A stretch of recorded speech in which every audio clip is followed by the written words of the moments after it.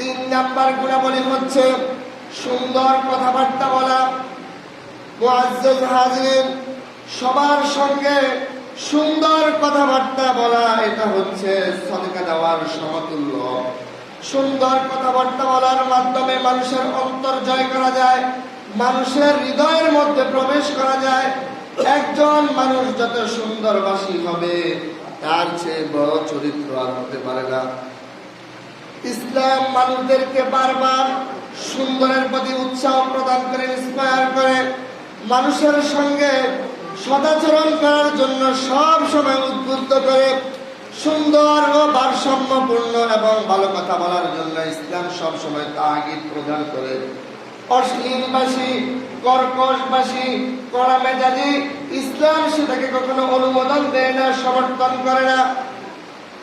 সুন্দর কথা বলার মাধ্যমে মানুষের ভালোবাসা অর্জন করা যায়, সুন্দর কথা বলার মাধ্যমে মানুষের গুনাহ মাফ হয়, সুন্দর কথা বলার মাধ্যমে মানুষ সওয়াব পাওয়া যায়।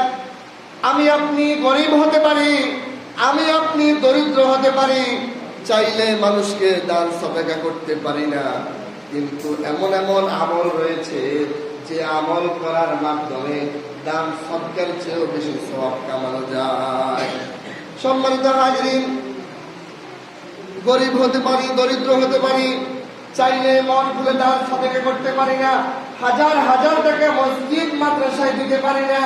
মন আছে কিন্তু আল্লাহ পাক রব্বুল আলামিন দৌলত দেয় নাই।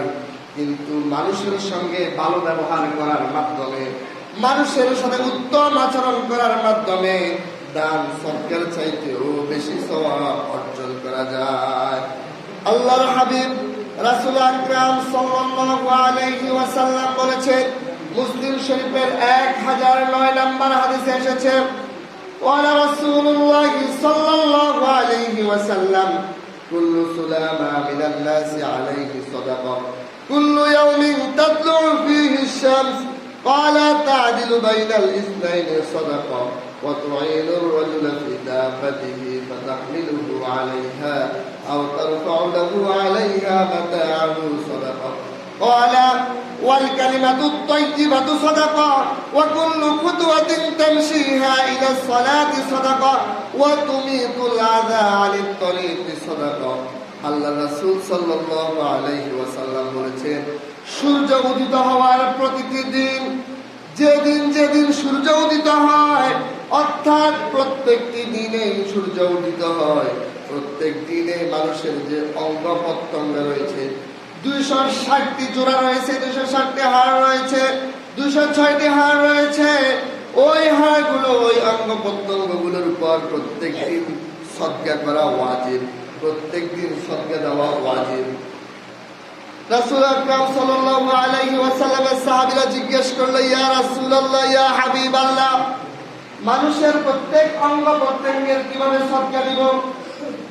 রাসূল আকরাম সাল্লাল্লাহু আলাইহি ওয়াসাল্লাম বলেছেন, তোমাদের মধ্যে যখন দুই জনের মধ্যে ঝগড়া বিবাদ হয়, দুই জনের মধ্যে যখন বাদ বিতণ্ডা লাগে, ওই দুইজনের ঝগড়া বিবাদের মধ্যে তুমি যদি ঝগড়া বিবাদ থেকে উভয়জনকে বুঝিয়ে শুনিয়ে ঝগড়া থেকে যদি নিরসন করতে পারো, সমস্যার যদি সমাধান করে দাও, ঝগড়া বিবাদ যদি তুমি তাদেরকে থামিয়ে, তুমি যদি তাদেরকে ঝগড়া বিবাদ বন্ধ করে দিতে পারো, আল্লাহ পাক রব্বুল আলামিন তোমার আমল নামে সবকে সমান সমতুল্য সওয়াব দান করবে। সুবহানাল্লাহ।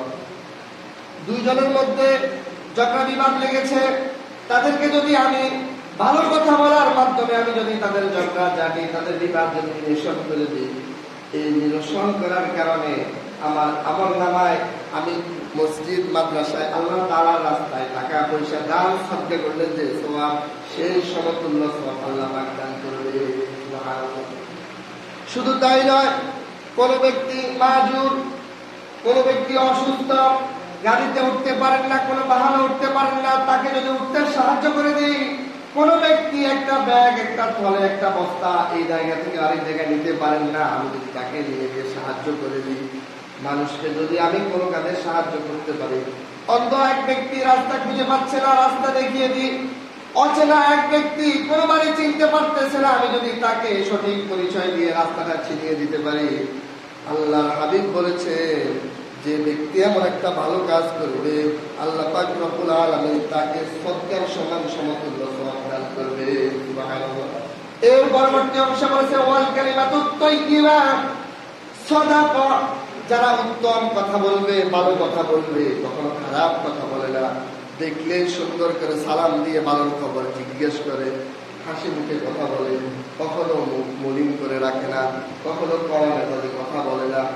মালিক হতে পারে, শ্রমিকদের সাথে সব সময় ভালো আচরণ করে, পরিবারের কর্ণধার হতে পারে, স্ত্রীর সাথে ভালো ব্যবহার করে, একজন পিতা হতে পারে, সন্তানের সাথে ভালো ব্যবহার করে। ওই ব্যক্তির কথার চাইতে আর কার কথা ভালো হতে পারে? এই জন্য ভালো কথা যিনি বলবেন তার ভালো কথার বিনিময়ে আল্লাহর রাস্তায় সদকা দেওয়ার সমান সওয়াব দান করবে। সুবহানাল্লাহ। এর পরবর্তী অংশ বলেছেন কোন ব্যক্তি যদি বাড়ি থেকে মসজিদের দিকে নামাজ আদায় করার জন্য বাহির হয়, তামশিহা ইলা সালাতি সাদাকা, নামাজ আদায় করার জন্য মসজিদের উদ্দেশ্যে বের হবে, বাড়ি থেকে মসজিদে যাওয়া পর্যন্ত যতটা কদম দিবে, যতটা হাঁটবে, যতটা হাঁটি করে কদম দিবে, প্রত্যেক কদমের বিনিময়ে সদকা পরিমাণ সওয়াব দান করবে। সুবহানাল্লাহ। এর পরের অংশ, শেষ অংশ বলা হচ্ছে ওয়া তুমিতুল আযানিত তরিকি সাদাকা। রাস্তার মধ্যে অনেকগুলো যন্ত্রপাতি, কলার খোসা, কংক্রিট, অনেক কিছু কষ্টদায়ক বস্তু থাকে। কোন মুমিন মুসলমান ব্যক্তি যদি রাস্তা থেকে কষ্টদায়ক বস্তুগুলো সরিয়ে ফেলে, যে মানুষ যদি এটা থাকে আঘাত পাবে, এটা যদি সরিয়ে দেয়, আল্লাহ পাক রব্বুল আলামিন তার আমলনামায় সদকা দেওয়ার সমান সওয়াব দান করবে। সুবহানাল্লাহ। তাহলে এতগুলো কথা বলেছি, টাকা পয়সা ধন দৌলত কোনো কিছু আল্লাহর রাস্তায় দিলাম না, শুধুমাত্র ভালো কাজগুলো করার কারণে আল্লাহ তাআলা সদকা দেওয়ার সমান সওয়াব দান করবে। তাহলে সদকার সওয়াব পেতে টাকা পয়সা লাগে, ধনী হওয়া লাগে না, গরিব হতে পারে।